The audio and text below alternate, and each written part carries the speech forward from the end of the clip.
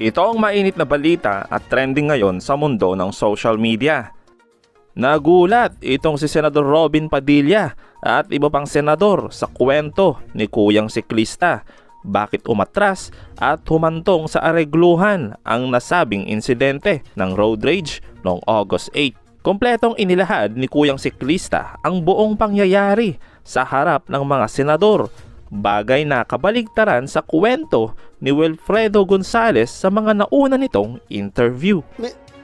May nakita ako sa interview ni Mr. Willie Gonzales na minumura mo daw siya. Kaya uminit ang ulo niya. Namura mo ba siya? Saksi po ang Diyos, Your Honor. Hindi ko po siya namura talaga. Tapos ganito, ginano mo pa daw siya. Hindi ko po ginawa yun, Your Honor. Ba't ko naman Hindi mo bago ginawa? sa kanya? Kasi nga nakita ko na po siya. May edad na po eh. Tapos sininyasan mo pa daw siya na habol ka kung gusto mo. Parang ganun. Kung gusto ko po, Inahamon mo siya na habulin mo siya. kung gusto ko po siya, kung may nagawa pong kasalanan sa kanya, Your Honor, at tatakasan ko siya, doon pa lang po sa Welcome Rotonda, pwede ko na po siya iwan. Iikot lang po ako doon. May harang na baray. Pagtawid ko sa kabila, hindi niya na po ako mahabol. No? Bumilib naman ang mga senador kay Kuyang Siklista sa pinamalas niyang tapang at pagpapakumbaba. Nang gigigil naman si Senador Robin Padilla at Senador Bato kay Gonzales. Pero buti na lang at nakapagpigil ang dalawa dahil sa matanda na nga itong si Gonzales. Kaya matinding leksyon ang inabot ni Gonzales sa harap ng mga senador. Chairman, malungkot ako. Malungkot ako sapagkat hindi naman sa gusto ko po kayong Kaya lang, siyempre may nagawa kayo, boss. Eh. May nagawa kayong isang bagay na kinasahan mo ng baril yung tao, binatukan mo pa. Eh, mainit din ho ang ulo ko, pero hindi ko pa naman nagawa yon. Hindi naman ako ganon. Suntukan lang talaga. Magbabag tayo lang kung gusto mo. Pero pag may baril na talaga, iba na yun. Eh sana, wag nang maulit ito. Tapos napanood ko po kayo, sabi nyo dun sa isang interview nyo, babarilin nyo talaga. Your Honor, i-disable ko lang siya kung talagang susugurin niyo po ako. Kasi sabi namin naman po niya kanina na wala pa po kayo. Susunggaban niya ako talaga. Susugurin niya ako. Pero babarilin nyo. Sa paalam po, siyempre, para i-disable lang po. Kasi galing po ako sa opera, tsaka may edad na rin po ako eh. Bakit po ba kayo naglabas ng baril? Eh kasi susugot po siya sa akin. Pagbaba ko po kasi nanlilisik yung mata niya. Ang patawad ko pong hiningi kanina, uulitin ko po sa inyo. Yung pong nabatukan ko, naglabas ako ng baril at nagkasa. Nagkasa po ako para huminto lang po siya ng pagsugot sa akin. If ever susugot siya. Wish, Alam mo, wish sir, pinali naman po niya. hindi ko po matatanggap kasi tayo gun owners tayo, responsible, bawal yun. Hindi mo dapat nilalabas, sir. Pasensya ka na, ayoko po magtaas ng boses sa inyo dahil nakatatanda po kayo. Pero hindi ko po ako papayag na tatanggapin po natin yan ng mga gun owners na pagka ganun, kakasa ka na ng baril. Ay, wag naman po. Your Honor, kaya po, inihingi ko po ng tawad kanina po yun. Opo. Your Huwag nyo na pong i-justify, sir. Okay na po yung na humingi po kayo ng apology. Okay na po, boss. Tapusin na po natin doon kasi lalaki po. Parang iwan po natin sa mga kababayan natin, hindi talaga proper yun na ikaw gun owner, lalabas mo yung baril mo, pambihira. Hindi po, tatapos na po ang panahon ni Jesse James. Senator Benod Padilla, Opo. if I may ha. Opo. Hindi lang. Alam mo, so next time, ako ko kung may balik pa sa iyo yung privilege to own and possess a gun. Kung may balik ha, kung may balik, sakaling may balik. Pero I am not assuming na ibalik. Sigurado ako, mukhang malabo na. Pero just in case, if you're given a second chance, dapat ganun ang gawin mo. Nanlilisik yung mata niya. Binatukan mo, di ba? Pak! Binatukan mo. Tapos nanlilisik yung mata niya. Kung hindi ka trigger happy dapat, gumanong ka na lang sana. Op! May baril ako. Bubunutin ko ito kapag patuloy kang pag-assault sa akin. Bubunutin ko, may baril ako. Siguro matakot rin niyo siya kung abante siya, di ba? Dapat kasi nagbunot ka, kumasa ka. Pero kung hindi ka bumulot, sabi, may baril ako ha, huwag kang lumapit. Mas makuha mo pa yung simpatiya ng publiko kung ganun. Tama po. Ha? Tama po kayo, Your Just Honor. giving you an advice. The person himself. the biker himself, Alan Banjula. Please enlighten us what really transpired. Upo ka lang. Lahat, from beginning to end, up to this moment. Bakit bigla kang andito ngayon? Kasi ang alam ko, ayaw mo nang magpakita at andito ka ngayon. So, from the very beginning, ikwento mo. Nangyari po kasi to ng August 8 po. Sa iyong kaalaman, ha? Apa. Ito, yung totoo lang po talaga. Nangyari po ito ng Oo, August 8. kasi pag hindi ka magsabi na totoo dito, Apa. alam mo na, wow, the consequences, Nangyari diba? po ito August Sabi mo na 8. totoo. Apa. Thank you. Pauwi na po ako galing trabaho. Habang binabaybay ko po yung Welcome Rotonda, paangat po yun. Nasa loob po ako ng bike lane. Bigla po may pumasok na isang kotse. So ang ginawa ko po, dahil maliit na po yung linya, bumaba po muna ako. Pumasok sa bike lane. Opo, nandun na po siya sa bike lane eh. Okay. So bumaba po muna ako doon sa parking side ng South Asia College. Inunahan ko po siya. Kasi wala na pong space eh, para po ma-occupy ko yung bike lane. Dahil nga bisikleta lang po ako, naabutan pa rin po ako ng bike. So, nang time po na yun, nagit-git na po ako sa gilid, sa loob ng bike lane. So, wala po akong choice kasi pag hindi ko po tinapik yung kotse niya, either matumba ako sa kotse niya, masagasaan po ako, o mabagsakan ko yung mga pasahero na nag-aabang ng sasakyan. So, pagdating po dun sa unahan, huminto po si Ginoong Gonzales. So, dahil papunta po siya ng Irod, ako noon papunta ng Quezon Avenue, nagtapat po kami dalawa. In short, hindi mo nabangga yung likuran ng sasakyan niya. Nasa loob po ako ng bike lane, Your Honor. Hindi nga, ang tanong ko, Hindi po. hindi yung nag-sudden brake siya, binangga mo Hindi siya. kasi kung nabangga ko po siya, susubsub po ako sa Okay. salamin ng ano niya ng Tinapik kotse po. mo. Tinapik ko po kasi Yung nasa tapik mo ba nakasira sa kotse? Na-UP yung kotse dahil tapik mo? maliit lang po yung kamay ko, Your Honor. Siguro naman hindi ko kayang yupiin yun. So walang UP. Wala po, nandun po ako sa loob ng bike lane. So paglabas po, nagkatapat kami. So nakita ko nga, medyo may edad na si Ginoong Gonzales. Medyo siguro, dahil na rin po sa traffic, medyo pagod na rin, uminit na rin po siguro ang ulo niya. So ako naman po, hindi ko na po siya pinansin kasi parang tatay ko na rin po eh. Dumiretso na po ako. Dahil doon po sa kanto ng Welcome Rotonda, may mga lumiliko pong sasakyan na galing E. Rodriguez saka mga sumasakay po ng mga pasahero. Lumabas po muna ako konti ng bike lane kasi hindi po makakapasok eh. Tiyempo naman po, nang pabalik na ako ng bike lane, doon na po pumasok si Ginoong Gonzales. Doon na po niya, nangyari po yung kinat na po niya ako at nabangga ko na yung gilid ng kotse po niya. Before that, wala kayong sagutan? Yung una, yung Hindi ko na pagtapik po mo? sinagot pagbaba si, niya? hindi ko na po inan si Ginoong Gonzales kasi nga alam ko mainit na po ang ulo. Paano mo masabi yung mainit ang ulo? Anong Kasi pinagsasabi iba na niya? po yung itsura niya po eh. So, Alam mo yung may galit na po talaga sa mukha niya. Siguro dahil na rin po sa pagod, dahil sa edad na rin. ikaw hindi ka rin nagalit.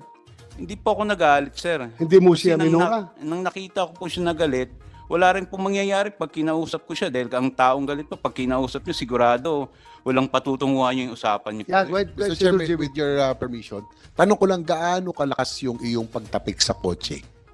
Ang tapik ko lang po, parang normal. Medyo may kalakas. Kasi sa totoo lang, Hindi, kasi sa isang interview mo na amin mo na may nangyaring may natapik mo, gaano kalakas na? Kasi, Mr. Chair, paglabas si Mr. Gonzales, mainit ang ulo eh. So gusto ko lang yung malaman. tapik ko na, siguro nakatatlong ano ko sa kanya po, pokpok na gano'n sa gilid. Kasi para makaught ko po yung attention niya na, nagigit-git mo na ako.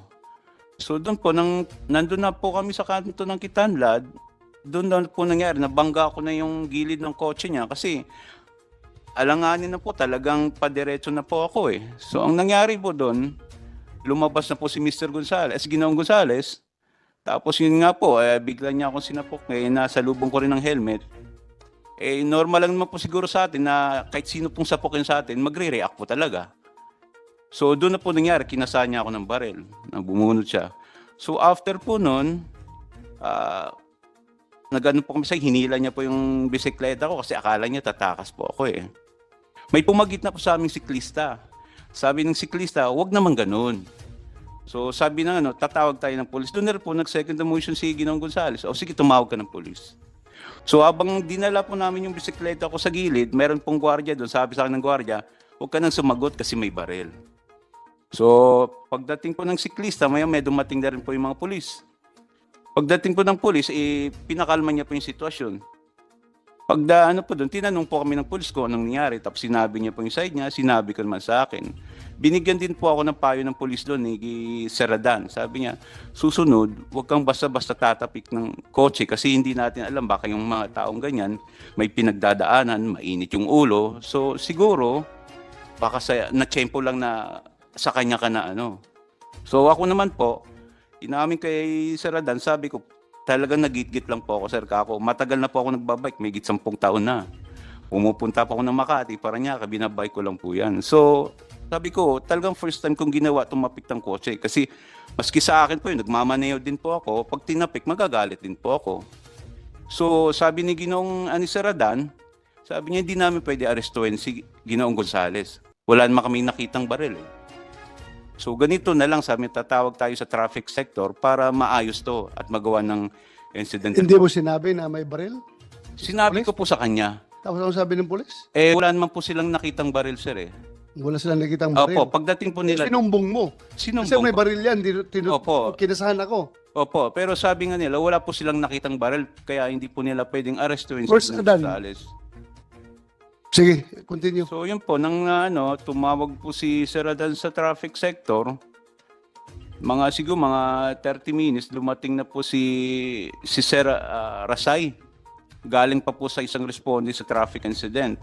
So tinanong niya, anong nangyari? Sabi ko, yun nga, ginitgit po ako ni Ginoong Gonzales, nabangga ko siya, yun na po na may baril siya. So sabi niya, ba't wala ka sa back lane? Sabi ko, na lumabas ako kasi kinat niya ako kako. So sabi ko may baril siya. Hindi naman po kasi nakita ni Sir Rasay.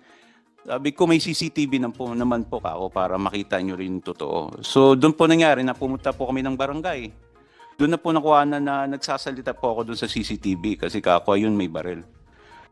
Pagkatapos po noon, sinakay po ako ni Sir Rasay, pumunta po kami ng traffic sector sa Kamuning. Pagdating po ng Kamuning, yung that time po kasi maraming traffic incident na nangyari, marami pong tao doon. Nakapila kami. So, dinala muna po kami doon sa pinaka-head. Yun nga po, pinanood yung video. So, sabi nga, anong plano nyo? So, that time po, medyo mainit para yung ulo namin. Sabi ko, magdidemanda ako. Pareho kami magdidemanda. So, yun nga, Tapos, ang nangyari po noon, naghintay po kami na gawin yung report po. So, dahil na siguro mga pang-apat po kami, natagalan po kami doon sa traffic sector. Pagkatapos po doon, ng traffic sector, inalam po nila kung saan yung nakakasakop na police station po. Yun nga po yung Galas. So tinawag po nila doon sa Galas station, sinundo po kami. Pagdating po doon ng mga kapulisan po natin sa traffic sector, pinasakay na po nila kami sa mobile. Actually po, pag galing po doon sa traffic sector, may isang barangay na kasapi ng barangay na nag-a-assist po sa akin nakamotor. Hanggang sa nakarating po kami ng Galas Station. Pagdating po doon sa Galas Station, tinanong po kami ng kapulisan kung ano nangyari. Yun nga po na nagkaroon kami ng tapos natutukan ako ng barel. So sabi ko doon kay Sir Kako, doon po nangyari sa Welcome Rotonda. Sabi ko, pwede natin check, baka may CCTV. So wala rin po kasing idea ang kapulisan natin that time. Sabi niya, sige, punta tayo doon. Tingnan natin kung meron tayong makikita ng CCTV para makita natin kung paano nagsimula. So pagpunta po namin doon, chinek naman po nila lahat yung CCTV po sa area na yon. Lalo na po doon sa ng Southeast Asia College.